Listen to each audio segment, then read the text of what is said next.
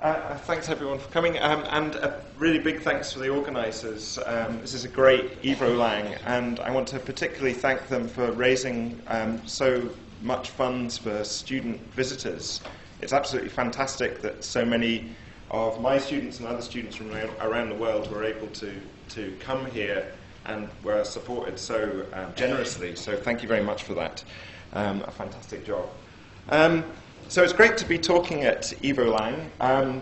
It's been, I guess, about 15 years that this conference series is running. And when I was writing this talk, I was thinking back to the first Evo-Lang back in Edinburgh in 1996. And remembering around about that time, I think it was the year before, this book, a book with this cover by John Maynard Smith and Urs Sotmari, two distinguished biologists, had just come out on the major transitions and evolution. And I remember a lot of the talk at the conference was how kind of excited people were that they'd included language as their last, or part of the last major transition in evolution. And it felt very exciting that the biologists thought that language is important. So it's kind of interesting to reflect on that and to see how the field has changed and the relationship between the study of language evolution and biology has shifted as well. But I think it's a good place to start to sort of think about the problem that we're facing in the widest possible context. So why did Maynard Smith and Urs Sotmari put language there as the last of the major transitions? And what they were really interested in was the idea that there are certain points in the history of life where there's a kind of step change in the way information is transmitted. And the reason they put language up there with everything else was because, as Urs puts it, language in our species allows for the unlimited heredity of cultural information. So there's something about the nature of language that allows us as a species to pass on cultural information and accumulate cultural information in radically new ways. So that's why they put it there. So if that's true, that language enables this unlimited transfer of information in a novel way in our species, that's a hugely adaptive trait. So in some sense, it seems like a very reasonable place to start for thinking about the evolution of language, to think, well, if we have language that's enabling our species to do this, and it's enabled us to do things like build civilizations, extend our habitat out into space, all these things wouldn't be possible without language, without the cultural, unlimited cultural evolution it provides. If that's adaptive, that seems like a reasonable place to start to try and think about the evolution of language. But before we get there, if we get there at all, we need to think about how is it that language is able to do this for us? What is it about language at its most fundamental level that enables us to have this unlimited cultural heredity? Well, I think the answer to that is language has particular unique structural design features. At the the kind of things I'm going to be talking about are very, very basic. They really are the first thing that we say to students in the first class in Linguistics 101. These design features of language that are fundamental and basic. And there are these design features that really give language this unique property of being able to transmit information. And yet, I think we don't have definitive answers for how they got there. And that seems a little bit of an embarrassment if it's the thing that we talk about first in Linguistics 101. So what are these features of language structure that we need to look at? So here's a very sort of cartoonish slide of what I think they are. Basically, when we use language, we're mapping between two domains. We're mapping between a domain of sound, so here's an acoustic waveform, and a domain of meaning in some sense. Okay, so here's an expression in English, two boots. That's the acoustic waveform for that expression, and that's what it means.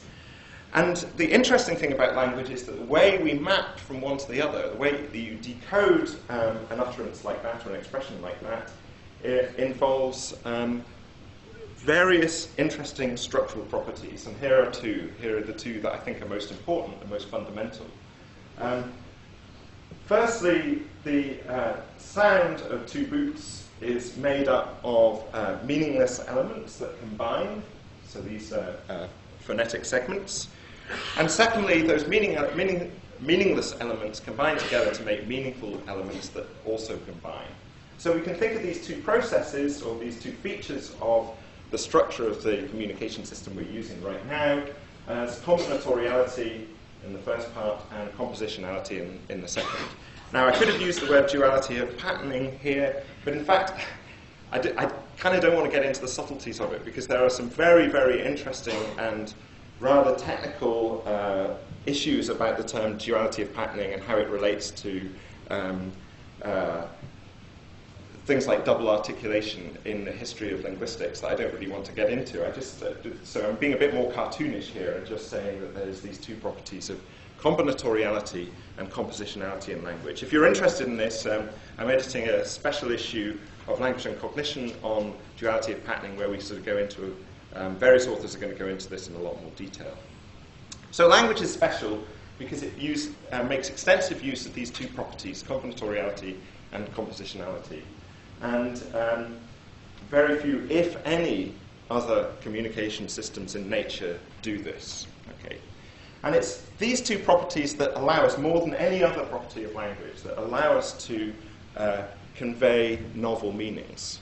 It means that I can produce sentences to you lot, many of whom I've never met before.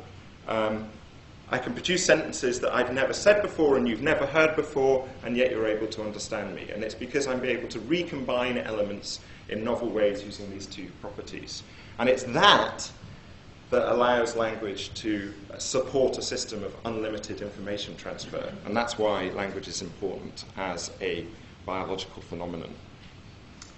So these would appear to be very adaptive properties of language.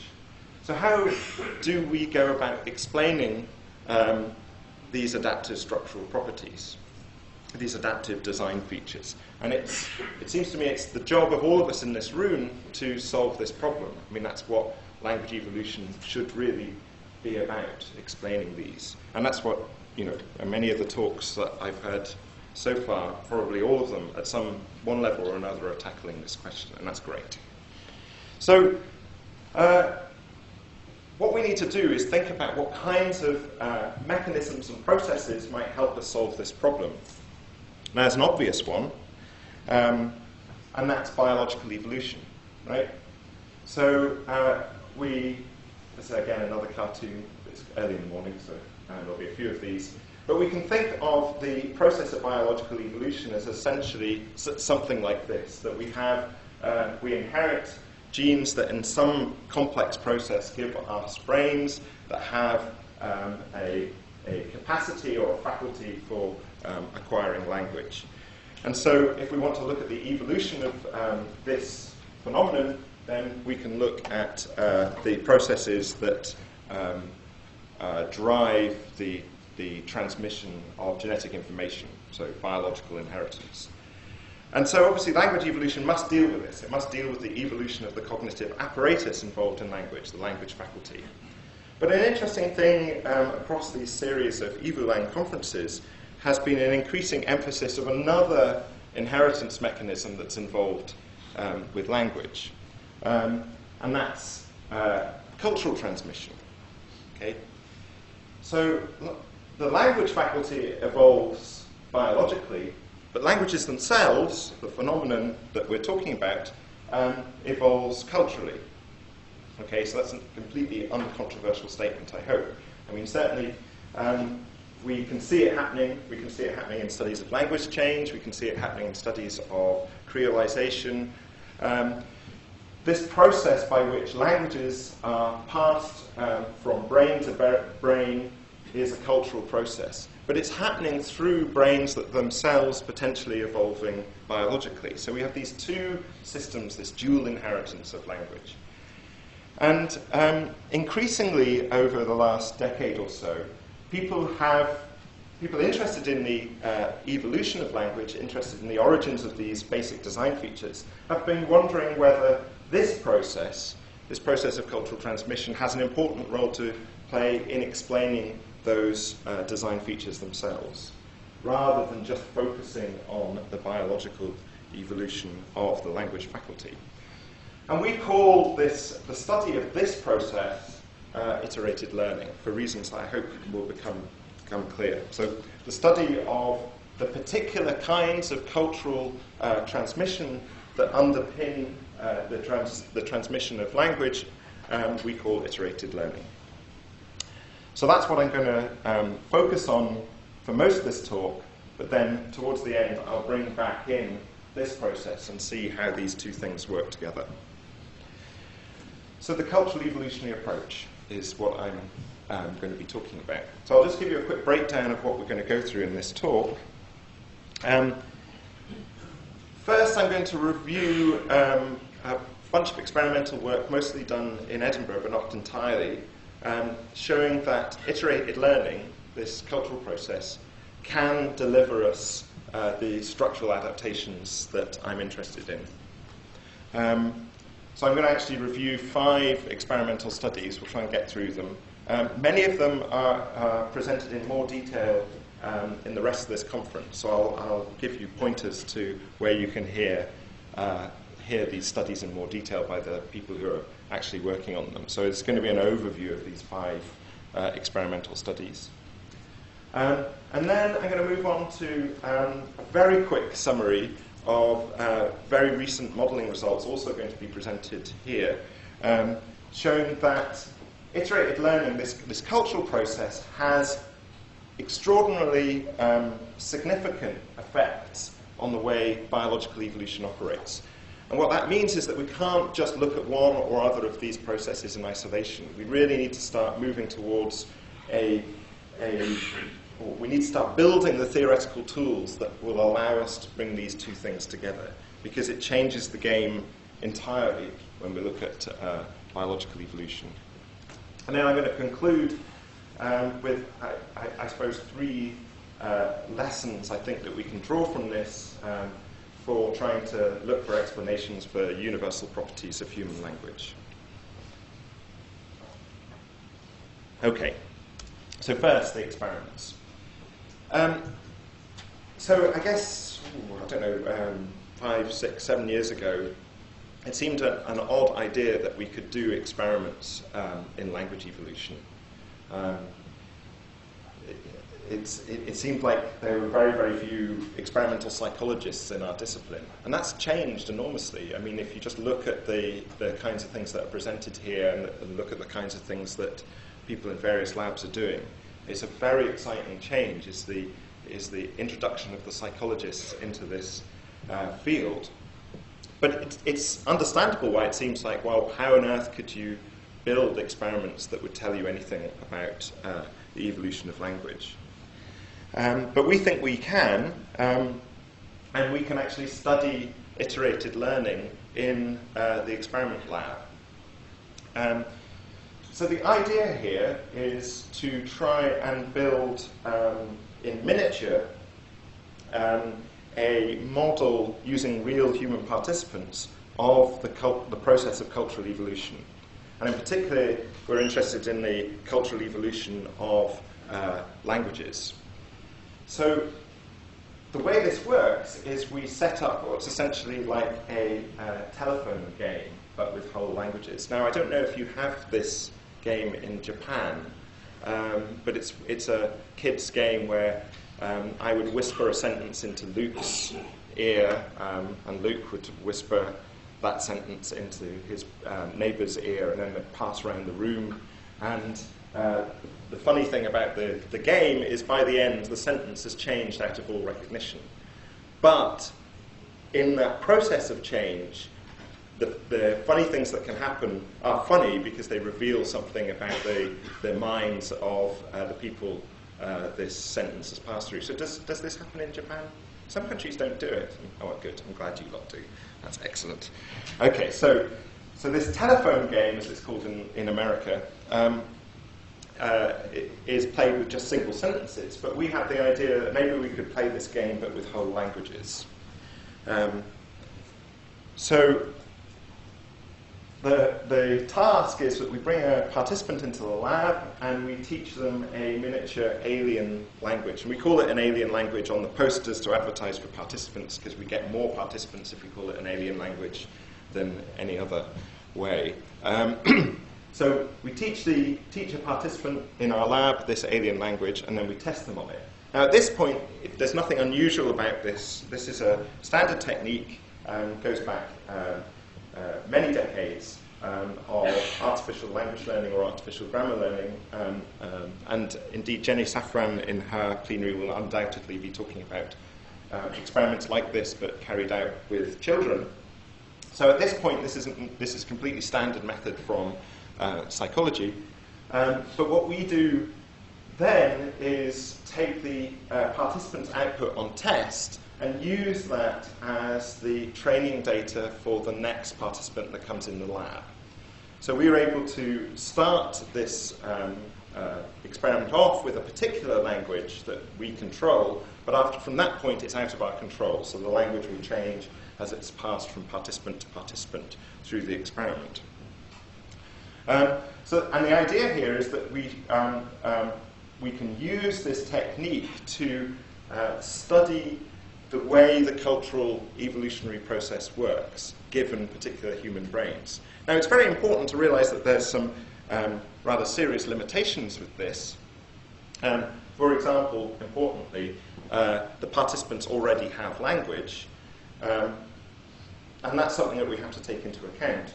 But it's important to realize that what these experiments are about aren't studying necessarily those individual human brains, but studying the process of cultural transmission. So we can make modifications to the setup of the experiments and see what different behaviors result in the dynamics of the transmission of the language. And then, ideally, we pair up these lab experiments with computational models to try and work out what's the best explanation for the behavior that we see.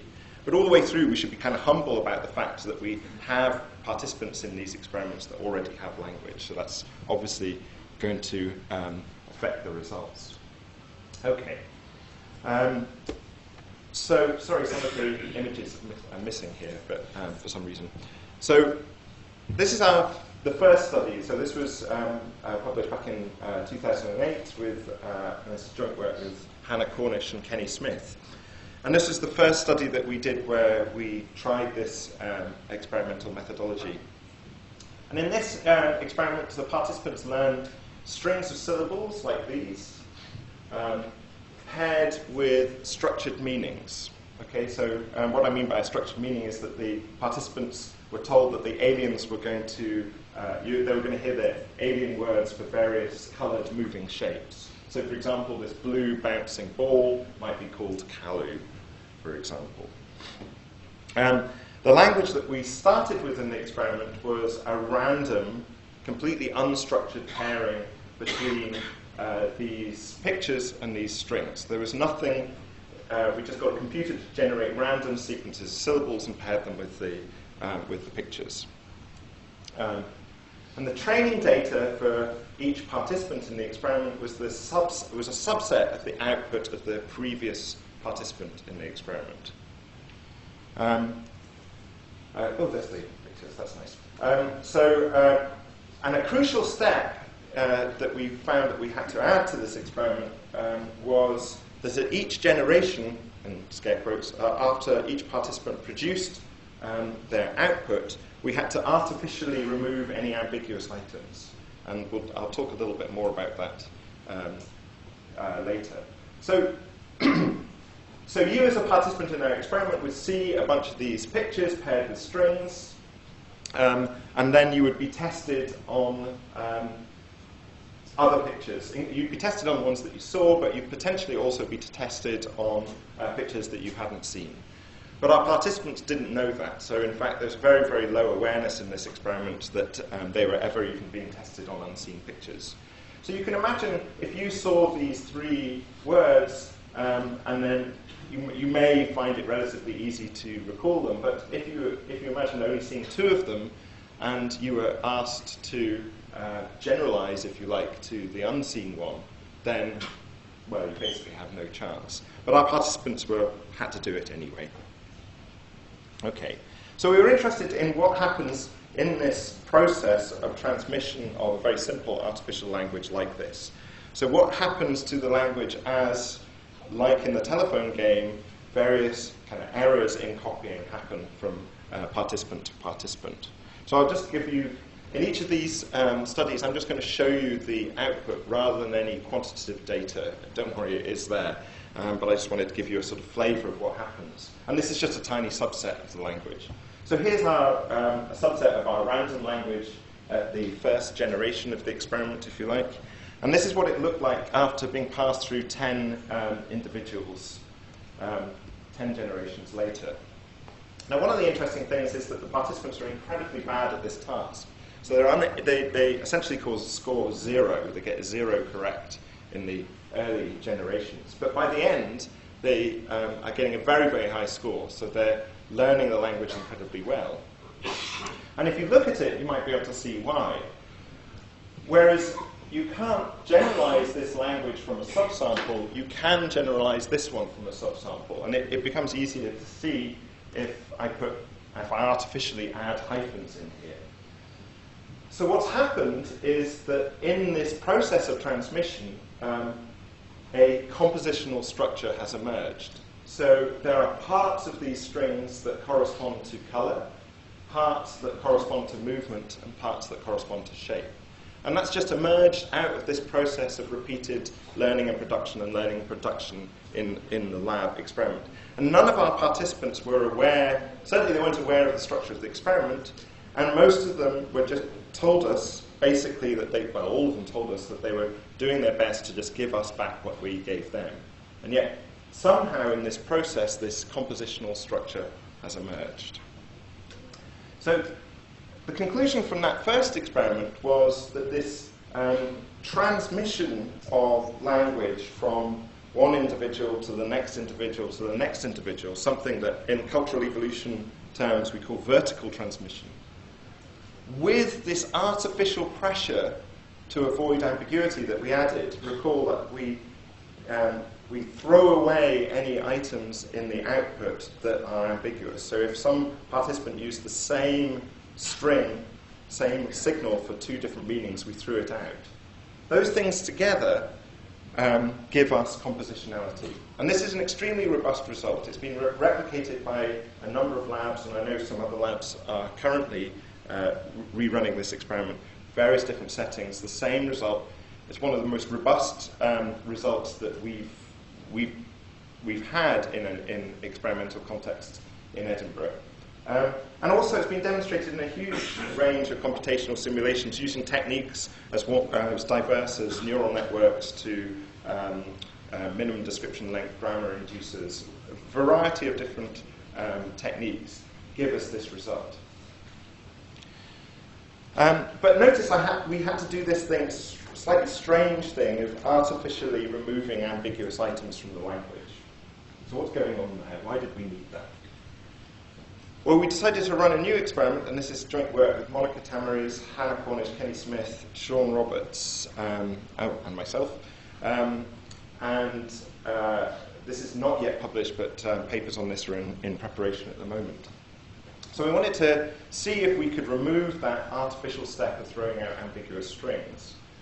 So we did a new version of the experiment where instead of just having one person at each generation in the experiment, we moved to 2 individuals. And these 2 individuals, this dyad in this experiment, interact. They communicate over a computer terminal in a kind of naming game task. So the pairs in our study interact to try and pick a particular picture from a distractor array using the alien language that they've learned. And once these 2 participants have played this game for a while, then we take their behavior and use that as the training data for the next pair of participants in the experiment. In all other senses, it's very, very similar to the previous experiment. So we just have these dyads interacting at each generation. And we took away this kind of weird filtering step that we had to add in the previous study. And what we find is essentially adding this communicative task does the work for us. It creates structure without needing this ambiguity filtering that we previously had to have. So this is an example of the end result of one of our experiments. Slightly simpler meaning space actually here, so there's only two features. There's shape and texture. But again, I hope you can see that we have a compositional language emerging here. So the prefix here corresponds to shape, and the suffix corresponds to the texture, and we also have sort of an unmarked case that's emerged here. It doesn't happen every time, but in this case, in this particular run of the experiment, we have an unmarked texture there. So that second study, the conclusion we draw from that is that vertical transmission combined with the communicative task gives us this compositionality that we were looking for. So these two things at least seem to be required. But what about this vertical transmission? How important is that? Recall this is the process of transmitting a language from one generation to the next. So we wanted to see how important that was. So we decided to make a very minor change to that previous study, and rather than having different pairs of individuals at each generation, different people playing these dyads, we actually just had one dyad for each run of the experiment. So basically it was exactly the same setup, but we just kept the same two people in the lab for a very long time. So they learnt the language, they played the naming game, then they learnt their own output again, and played the naming game again, and so on. So in all other aspects it's the same. So just the same two people instead of different people each time. So a very minor change. But the important thing here is that there's kind of no turnover in the population. There's no transmission of the language to naive new learners. So this is akin in cultural evolution terms to horizontal transmission rather than vertical transmission. So what are the differences, if any? The differences, I mean, this really startled me, actually. It couldn't be more different. So the results, essentially we get no or almost no compositionality at all in this experiment. So,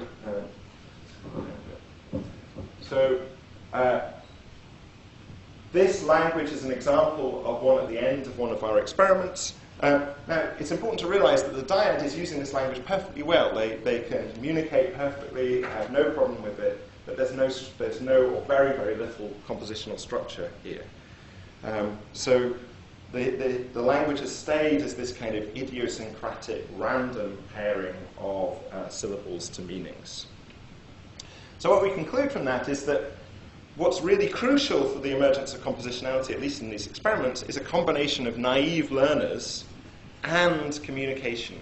So these two things seem to be important. If we don't have communication, then we need some other process to stop the language becoming just completely ambiguous.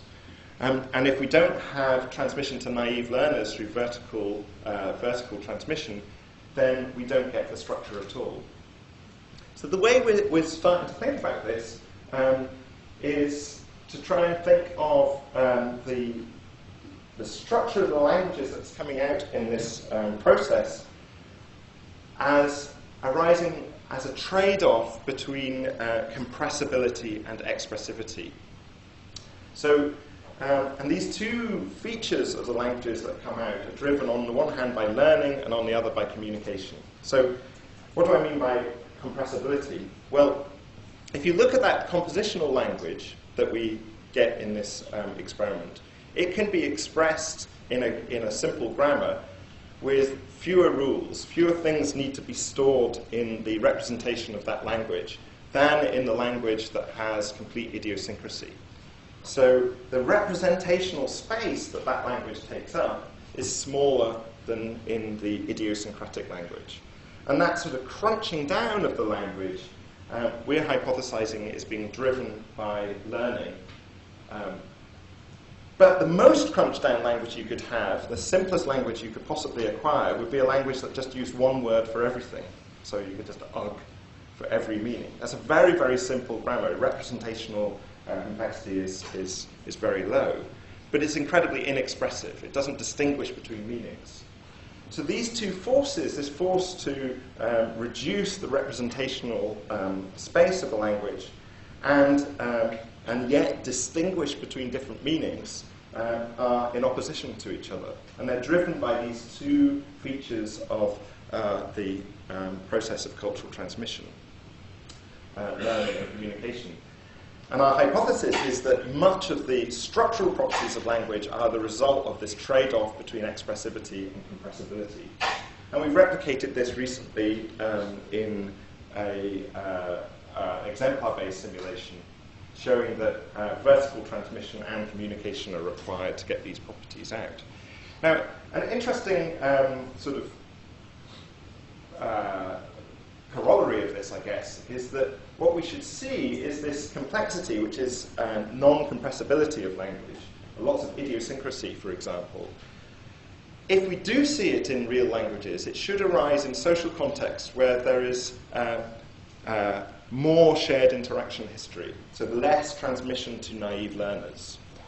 So if I was to predict that there'd be a relationship between how compressible a language was and features of the social context, I would predict that in languages where there are small populations with people always talking to the same interaction partners, those would be the cases where you'll get more complex languages. And that rather pleasingly lines up with the kinds of results that Gary Lupian and Rick Dale found in their normothetic study of language and social structure. So that's quite pleasing. You can find out more about all of this experiment in Monica Tamaruz's talk at 3:05 on Friday, if you're interested in the details.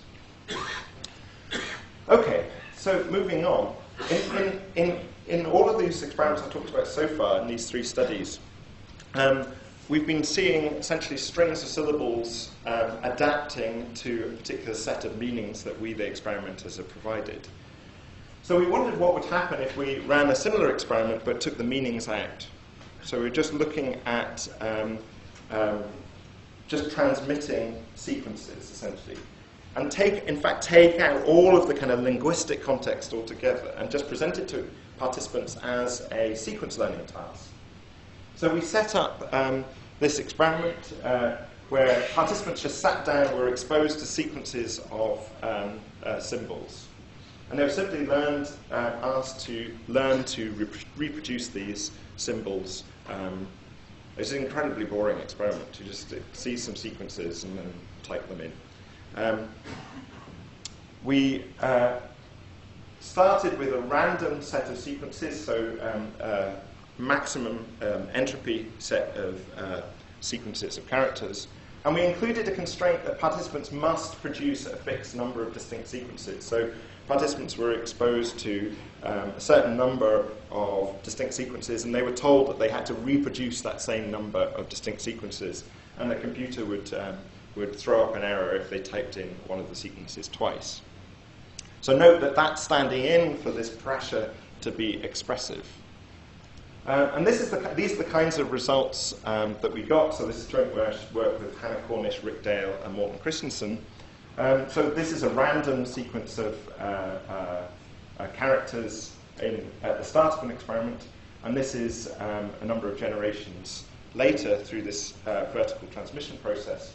And what you can see here, I hope, is actually we're still looking for good quantitative measures for measuring structure here. So if anyone's got any ideas, talk to Hannah. Visually, certainly, it's very clear that what's happening here is that structure is emerging. So there are subsequences that are reused. In fact, in this case, there's an interesting property of palindromes started to appear. So we have sequences here whose structure is essentially context-free, if you want to take it down that road. But the important point is that this set of sequences, the participants are able to learn and recall these much, much better than those. So in this process of transmission, the set of strings became easier to learn by virtue of gaining structure. So what do we conclude from that? So in this non-linguistic sequence learning task, even without meanings, this iterated learning process leads to this emergence of repeating subsequences. And our hypothesis is that this might provide essentially a kind of foundation on which more structure can emerge. And I wouldn't be surprised if a process like this wasn't going on in some songbirds that culturally transmit their song. That structure, repeating more compressible structure, emerges purely as a result of cultural transmission. So the last study I want to talk about takes this work in a kind of new direction. So all of the studies I've been talking about so far have been kind of focusing on the compositionality end of things. But what about combinatoriality? So all of this previous work has already given our participants on the shelf an already combinatorial signal system. So we have combinations of syllables or combinations of symbols on a keyboard. So these are the elements that are meaningless and can be recombined. So we give that to the participants. But what we would like to do is see if this cultural transmission process could give us those elements in the first place. So can we get from a system of signals that doesn't have that combinatorial structure to one that does? And this is joint work with Tessa Verhoef, Carol Padden, and Bart de Boer. And the idea was essentially to repeat that previous study that looked at just strings of syllables, but use a signaling medium that was continuous. And we hit upon this idea of using Swanee whistles. This is a really fun experiment. So all of our previous experiments, participants hated us for it. But for some reason, maybe it was because of Tessa, participants loved this experiment. So they really enjoyed being in the lab and playing with the Swanee whistles. But it's essentially the same paradigm. We started with a collection of random whistle sounds created by a large number of participants that had no internal structure. And each participant heard the whistle sound and had to try and repeat it using this Swanee whistle, this slide whistle. And the computer would record it, and participants had to try and recall the entire set of whistles that they heard. And just as in the previous experiment, there was the computer provided this constraint that they had to produce a sufficient number of distinct signals.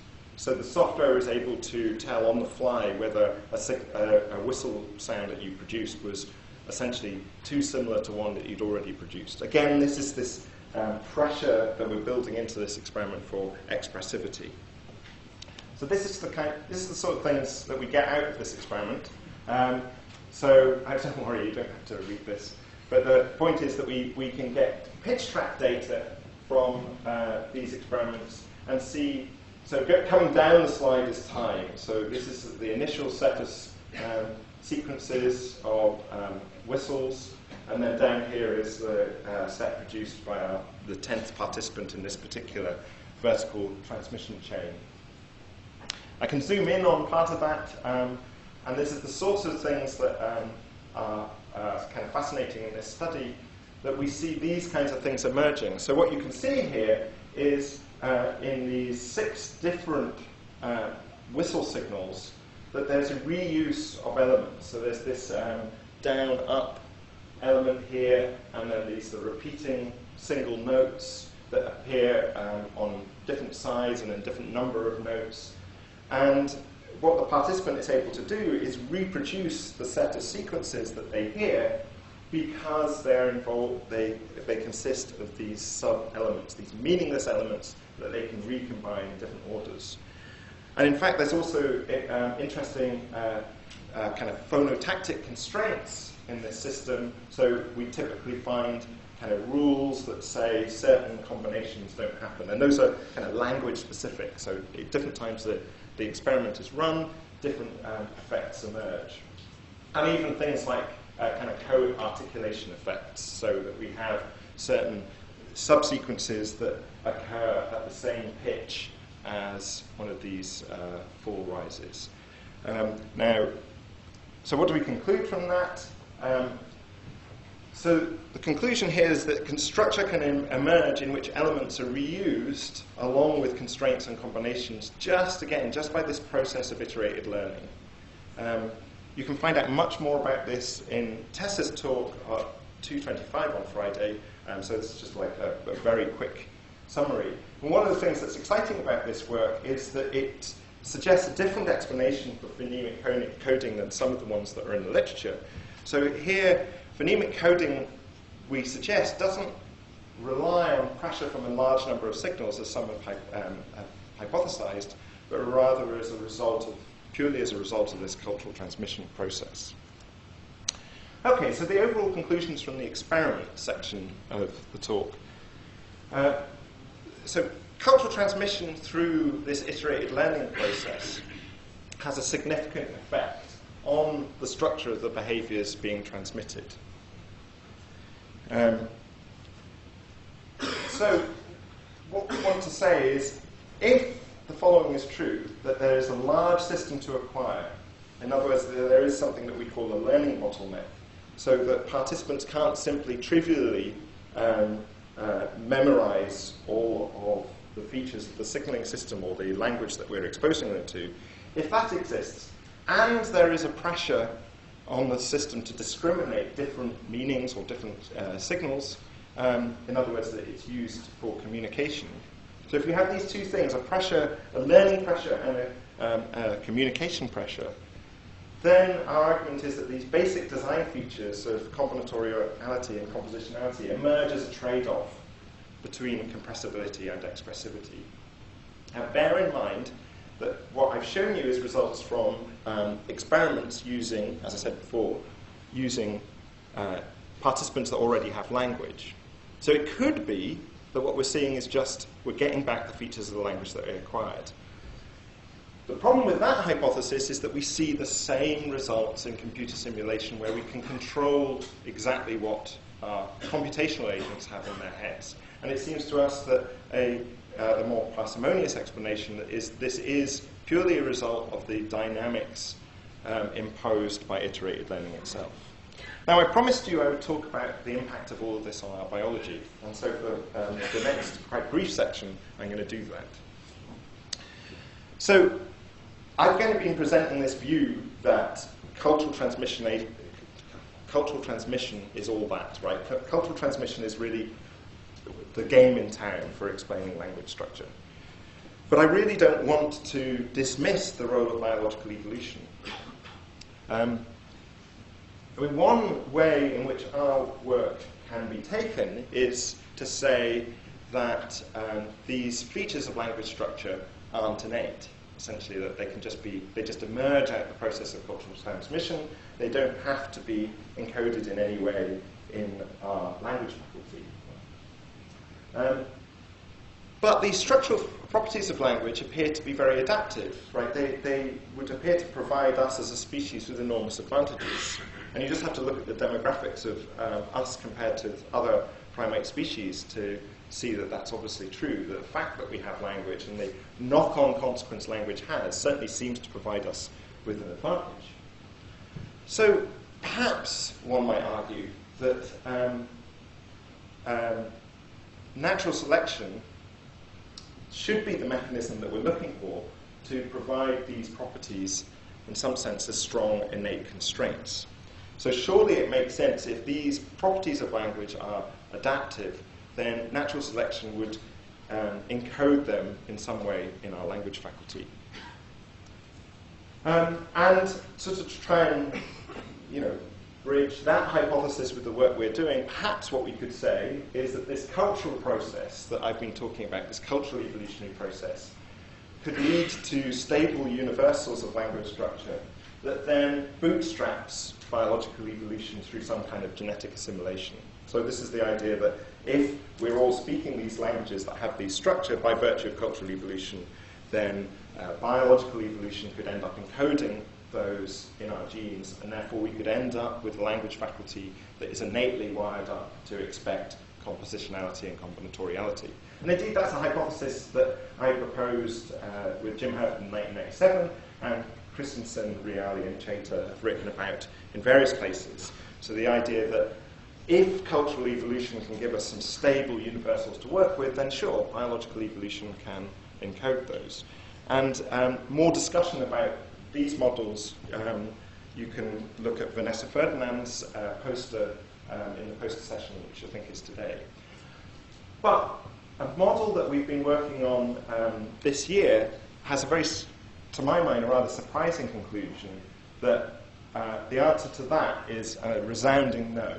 Okay, so the cultural process can never lead to the evolution of strong innate constraints. In fact, it seems that the existence of cultural transmission, iterated learning, actually completely removes the possibility of strong innate constraints to arise through natural selection. It's a rather surprising conclusion. So I'll just give you a flavor of the model. And this is a model with Bill Thompson and Kenny Smith. So what we wanted to do was combine what we knew about learning, what we knew about cultural evolution through iterated learning, and biological evolution in one model. And what we did was we simulated a population of individuals, individual agents, that acquire language through iterated learning. And crucially, what we did in this model was we used a technique that allowed us to specify a complete continuum of innateness from very, very weak biases, so that our agents would be born with a tiny expectation that languages would have one kind of feature or another, to completely strong constraints, so that the individuals were born only able to learn certain types of languages. And the way we did that is we specified this continuum as an additive effect of many genes in the model. Now, we used a Bayesian approach for this, and I want to point out here that this kind of flexibility of modeling, which allows you to include kind of many of the standard nativist models as special cases, is exactly the kind of thing that Bayesian modeling is good for, despite what you might have heard. It's an incredibly powerful technique. It lets us specify a continuum from strong innateness on the one hand to domain general, completely uninformative learning on the other. So it's not, using that technique doesn't tie you to a particular stance on the evolution of language or the nature of cognition. It's just a very powerful technique that allows you to explore a very wide space of models. And we implemented natural selection in this model by favoring coordination. So agents who communicate well are favored. And we even tried implementing natural selection for particular language types, because we wanted to see, are there any conditions under which we could get strong innate constraints to evolve. So we thought, well, you know, the best case scenario for the evolution of innateness is if we reward individuals for speaking a particular language in this model. Surely then we would find natural selection encoding that language innately. And it turns out that it doesn't, and it's a surprising result. So I can only really give you a very brief overview. I encourage you to go to Bill's talk, I think it's later today. This is one graph from the paper, and what it shows here is these two lines. This is time along this axis. The dashed line is the kind of external manifestation of language. It's the behavior of the agents. And what we see here is emerging a strong universal. So these agents all speak a particular type of language, and there's very little variation in the population. But this isn't matched by the genes. So this is the language faculty in the model. And what we end up with again and again and again is strong universals of behavior not being matched by strong innateness. Universals can and do emerge sometimes, but strong innate constraints on the learners never evolve. And we see this result replicated with, we tried 12 different versions of this model. We tried to find all possible ways we could to get basically this line to track that one to strong constraints, and it never happens. So why is this? Well, just very briefly, what seems to be happening is that cultural transmission radically alters the relationship between genes that control learning and population-wide behavior. So this evolutionary dynamics in this model lead to iterative learning, this cultural process, amplifying the effect of learning biases. And what this means from the point of view of natural selection, and this is in sort of Terry Deacon's terms, culture unmasks the effect of small biases. So small biases in individuals can have a huge effect in the behavior being selected, that's the target of selection. But at the same time, it masks the effect of strong constraints.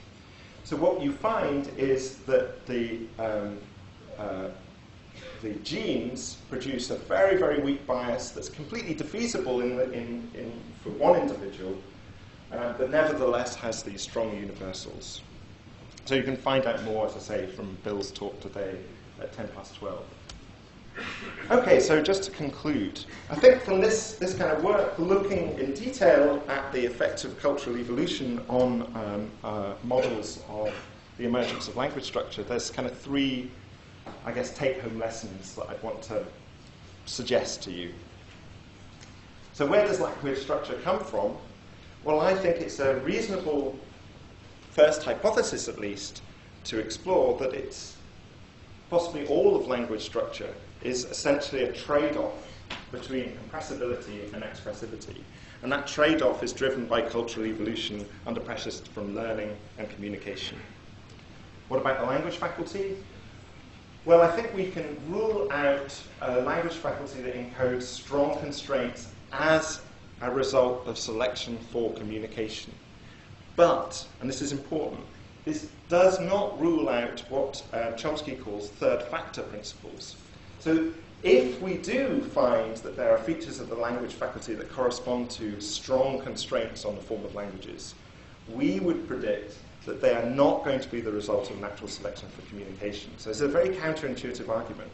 But our results say very clearly that you either have weak biases that are the result of natural selection for communication, or potentially strong constraints that are the result of some other process.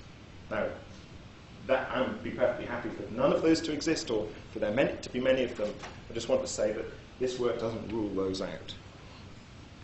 And finally, which design features should a comparative biology of language look for? I have not talked very much about this, but I think a logical conclusion of this work is that really we shouldn't be looking for these features like compositionality and combinatoriality in other species. I mean, it's interesting that if we find them, but really what I think we should be looking for is the pre-adaptations for language. And from our point of view, the kind of design features that we should be looking for in other species are things like traditional transmission, which we find in birds, for example, and social coordination, where we find hints of it in other primates.